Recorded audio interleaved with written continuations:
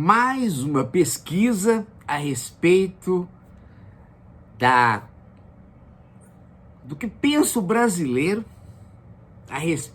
sobre o futuro do nosso país e da situação atual.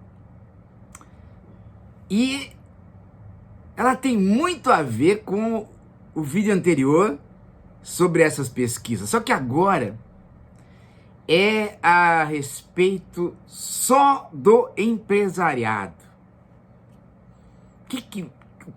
O que o empresariado está sentindo para agora e para este ano que vai se desenrolar? Olha que curioso. Tá aqui no blog da Miriam Leitão, no Globo, pesquisa, são várias, né, mas ela toma principalmente uma da FGV, e a reportagem não é dela, é das pessoas do blog dela. Olha só, gente, que fantástico, olha que fantástico, olha aqui, ó.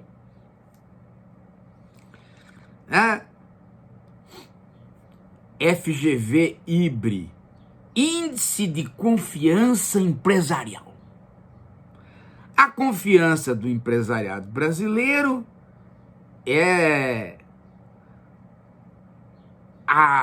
sobre o momento atual, é a melhor desde 2013. Ou seja, passou Temer, passou Bolsonaro, agora os empresários estão com a melhor avaliação sobre o que eles estão vivendo. E aí, esta é a opinião dos empresários. Aí vai para a estatística da realidade, se eles estão espelhando a realidade ou não.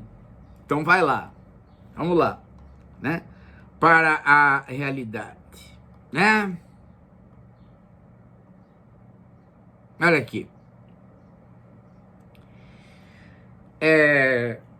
A indústria registrou avanço, a construção também, o comércio também, e a economia está aquecida, ritmo favorável da economia brasileira, mas, e agora vem o outro dado da pesquisa, mas, em relação a 2025, aí os empresários dizem que eles estão pessimistas. E aí vem o dado fantástico. Aí você vê como, né? A informação ideológica e a própria origem dos empresários conta, né? Estão pessimistas. Você sabe por quê? Porque há um dólar alto, como se eles não fossem eles próprios aplicadores que compram dólar, né? E há também uma insegurança quanto ao governo cumprir as metas fiscais, ou seja, não deixar a dívida crescer e gastar menos. Então eles não têm confiança, então, portanto, nas promessas do governo Lula. E isso vai trazer aí a insegurança para eles em um momento difícil. Agora eu pergunto para vocês, o momento atual não é bom? É. Todas as avaliações deles sobre os 2 anos que se passaram foram crescentes, até chegar a dezembro agora e ser a melhor desde 2013. A pergunta básica é: quem é que fez esta melhora? Sob que governo eles estão? Que fez essa melhora que eles estão dizendo que estão vivendo e as estatísticas conformam? Quem? O governo que está aí, o governo Lula já tem 2 anos, então eles estão usufruindo e confirmando que estão usufruindo a melhora de 2 anos de governo. Só que o Lula vai estragar tudo. Olha só, gente. O Lula construiu isso, só que daqui para frente ele vai destruir. Ou seja, sempre o futuro vai ser pior para esta gente, porque está sob o governo Lula. Mesmo eles dizendo que o momento construído pelo governo Lula é bom. Vocês percebem que não bate? Não bate. Não fecha, não fecha. Eles são completamente incoerentes. O raciocínio é completamente esquizofrênico. O modo de pensar. E eles não se tocam. E a própria reportagem não diz nada, fica nisso, né? A reportagem técnica. Não tem cabimento, né? Não tem cabimento. A não ser que a gente se reporte aos 3 elementos que eu falei para vocês. A impressão sobre o que está se vivendo, os dados efetivos que dão conta da realidade e a informação jornalística. Quando você cruza esses 3 pontos, você vê que os dados são favoráveis, a informação do que se está vivendo é favorável, mas o terceiro fator que alimenta as perspectivas e o que se pensa sobre o mundo e o que vai acontecer, é completamente ideológico. E não há outra coisa. Não há outra coisa, não há outro elemento. É completamente ideológico. Eles leem a imprensa. E a imprensa bate na mesma tecla. Eles não sabem ver o mundo sobre outra teoria. Qualquer teoria que tenha algum cheiro keynesiano de investimento, eles não conseguem entender.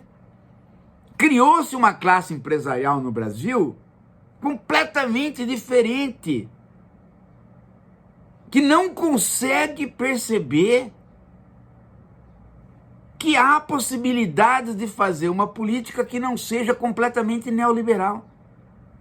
Eles naturalizaram de tal forma a economia financeirizada que eles próprios, que têm empresas que dependem da industrialização ou do comércio, quando vão bem, não acredito que no futuro irão bem, porque o governo não é neoliberal como eles querem, então, portanto, não faz uma economia natural.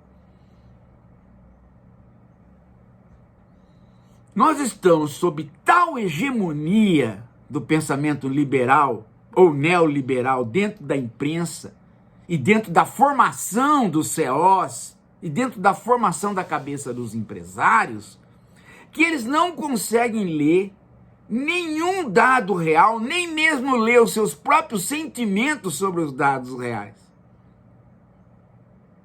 Eles são atravessados pela ideia de que eles podem entender a economia. E a economia só funciona a partir dos critérios de privatização, corte de gastos, pagamento da dívida para eles com dólar mais caro. Eles só entendem o mecanismo financeiro do qual participam. Então, é uma coisa que criou aí uma figura do alienado industrial ou alienado empresarial. É uma figura cindida. É uma figura cindida. Agora dá para explicar por quê, né? Que eles concordam de tal maneira em serem cornos, né? Os ricos, né? Porque se você falar para eles que a mulher deles está saindo com outras pessoas, tudo bem, a vida é assim. A vida é essa cisão. Eu tenho que aprender a viver com esta cisão. A verdade, que é a minha vida com a minha mulher, e a fofoca, a mentira, o não natural. Né? O não natural. Não acontece, e se acontece é não natural, portanto não dou bola. É a mesma coisa, o futuro sob o mesmo governo vai ser pior, embora este governo que está aí, o mesmo governo, é o que construiu o presente, onde eu acho que está melhor. E onde os dados confirmam. Então, chegamos à conclusão que a disputa teórica está tendo um peso dentro da hegemonia que se criou pela imprensa, de que só se tem um modo financeirizado de viver o capitalismo. É interessante, né? Porque no passado era capitalismo ou outros regimes. Bom, no caso, socialismo. Agora é capitalismo ou capitalismo. Eles nem falam mais capitalismo. Eles falam em economia técnica e ideologias. Ou erros. Nem ideologias eles falam mais, são erros. O Lula é errado. Vocês entenderam como que está cindido esta classe social? Cindida do ponto de vista interno. É uma coisa que já ultrapassa a nossa compreensão a partir só da sociologia. Nós vamos ter que trabalhar com psicologia social e com psicologia política. Entender as entranhas. É claro, né? Se você perguntar hoje para qualquer economista de esquerda, o Beluso, o professor Bresser Pereira, o professor Beluso, todos eles, se você conversar meia hora com eles, eles vão dizer: dentro das faculdades de economia não se ensina economia, se ensina econometria, se ensina a ser jornalista de direita, naturalizar o mercado financeiro e pronto. Até, inclusive, o Beluso lembra, né? Nós temos que fazer voltar a disciplina economia política, que é a disciplina do Adam Smith, do Marx, do David Ricardo, quer dizer, a economia política, porque a economia ela é instrumento de política e ela é instrumento forjado pela política, ela só serve para administrar os homens. Ela é um elemento da polis inerentemente. Não.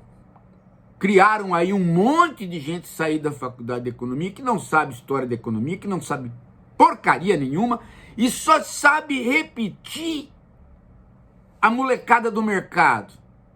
Quem é que é a molecada do mercado? Jornalistas que também não sabem nada, mas que inventaram que o que eles falam é técnico.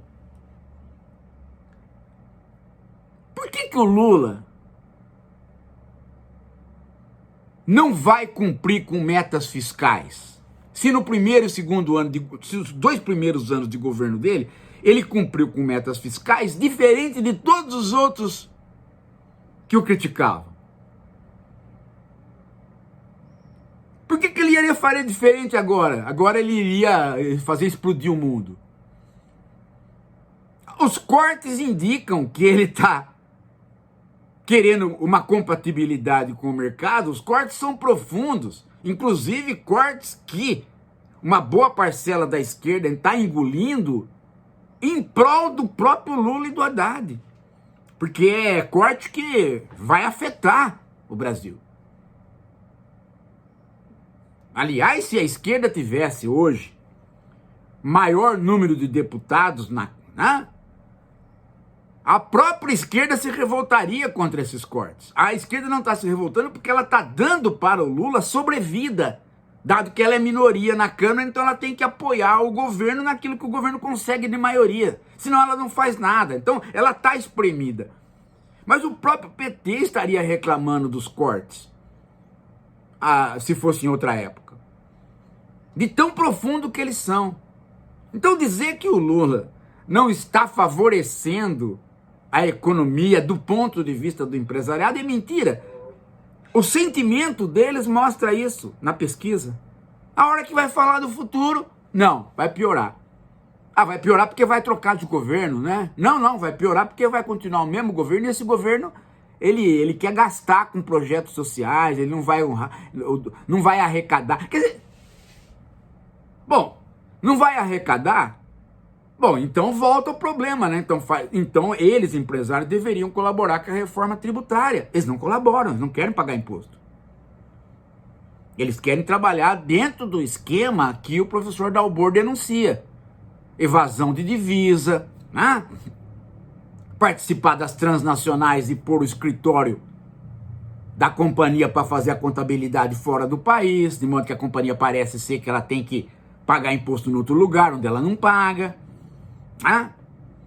Diminuir a folha de compromisso com o trabalhador. Né? Agora, eles não falam, o que eles não falam é que todos eles só estão melhorando porque o BNDES emprestou, porque houve melhoria do crédito, porque o Banco do Brasil começou a atuar em favor deles. Todas as políticas empresariais que eles sabem por quê? Porque não vem só do Lula, vem de um cara que conversa com eles desde quando o mundo tinha ainda dinossauro, que é o Alckmin. O projeto todo de industrialização é um projeto paulista do Alckmin que eles se beneficiaram enquanto o PSDB governou em São Paulo. Então você percebe que não casa.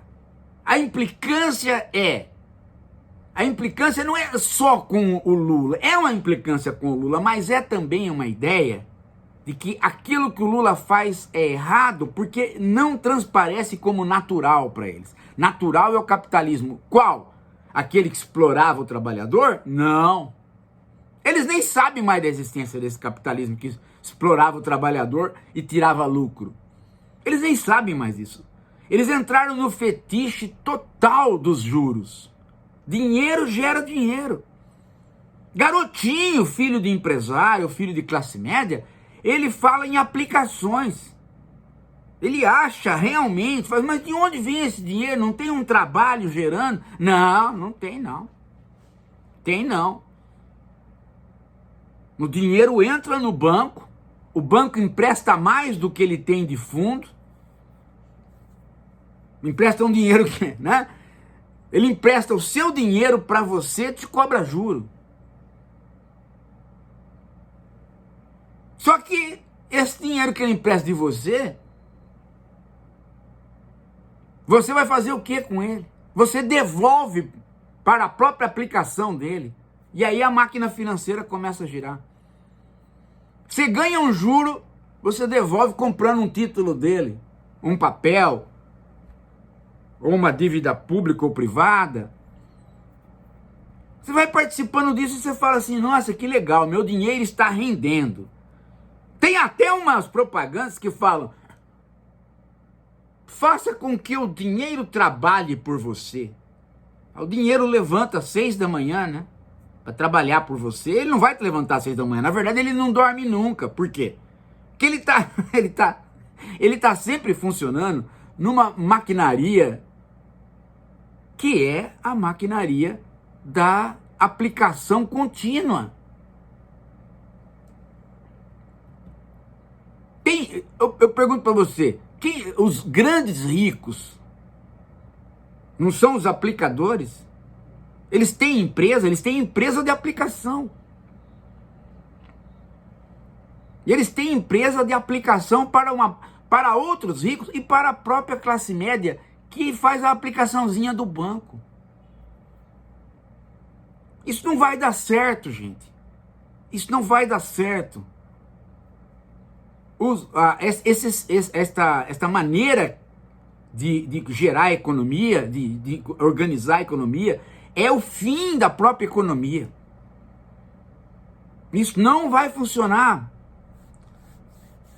O extrativismo aumenta, a compra de patrimônio aumenta, e você não tem consumo nem fábrica.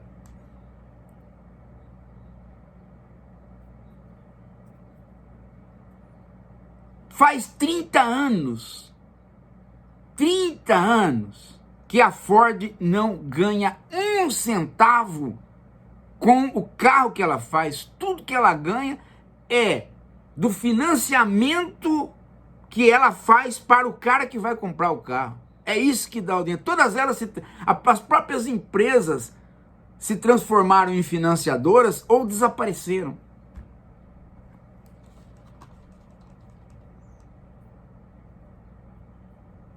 Vocês estão entendendo, gente? Agora você fala assim, mas professor, como é que a gente enxerga isso e o próprio empresário... Ué, é aquilo que eu falei para você, tinha gente aqui que achava que o Edu Tonteira entendia de economia porque foi banqueiro. Não entende. Ele só fala abobrinha. Ele tem raiva dos bancos porque ele foi banqueiro e ele explorou os outros. Mas ele não entende. Para entender do capitalismo, precisa estudar o capitalismo e precisa não estar do lado do capitalismo. Senão, se você não estuda, ainda por cima você não está do lado, não tem, né? O próprio o Freud dizia uma coisa interessante, né? Você só aprende uma coisa quando você tem uma simpatia por aprender aquela coisa. Então não adianta o cara querer, ele trabalha, ele é banqueiro e ele quando? Sabe nada. Reitera um monte de bobagem.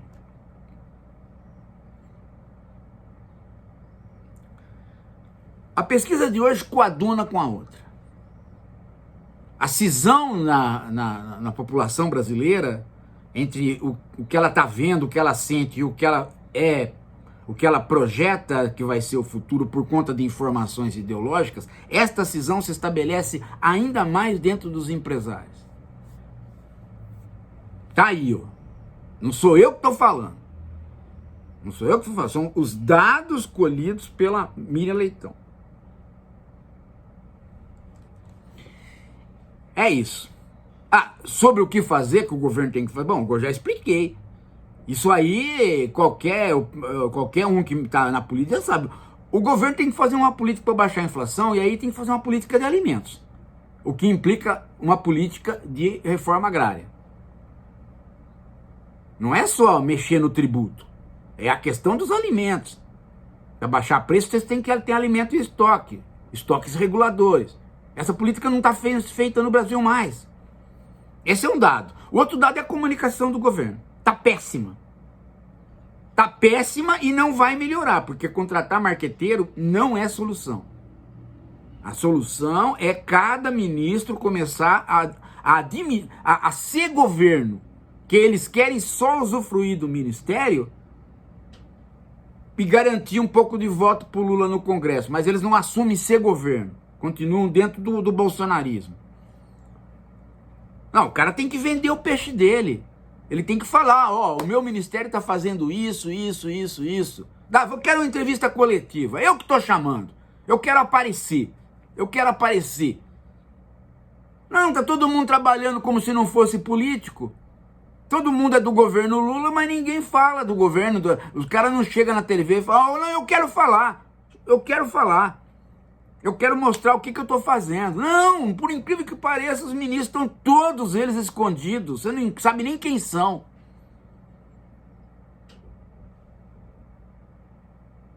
Um bando de aproveitadores, né? Que garante os votinhos deles ali para deputado no pequeno, não aparece e deixa o Lula fazer aí a propaganda negativa ou positiva do governo. Um bando de aproveitadores. Se o próprio Lula não chamar esse pessoal no saco, chamar na chincha, como se diz, né, não vira.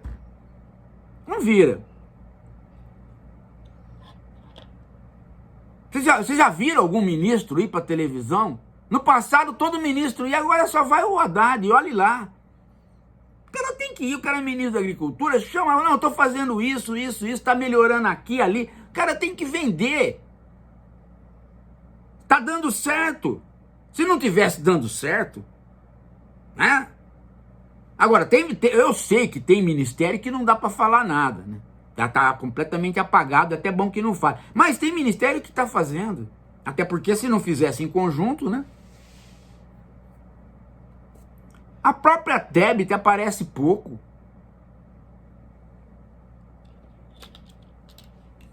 E a financeirização é de tal ordem que ela interpreta como principal elemento do governo, o Galípolo. Tem mais notícias sobre o Galípolo do que sobre qualquer outro ministro. Então a própria né, a imprensa sente que é a financiarização que vai comandar. Que não tem política mais, não existe mais as pessoas, só existe a administração do dinheiro enquanto número, enquanto cifra magnética que percorre o mundo instantaneamente. Nós estamos na completa fetichização, na fetichização máxima, que o Marx falou, o dinheiro a juro, ele é a fetichização máxima.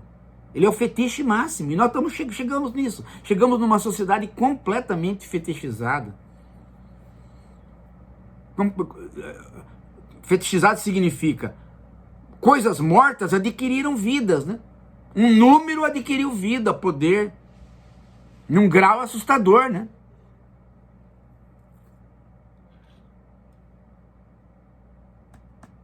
É isso.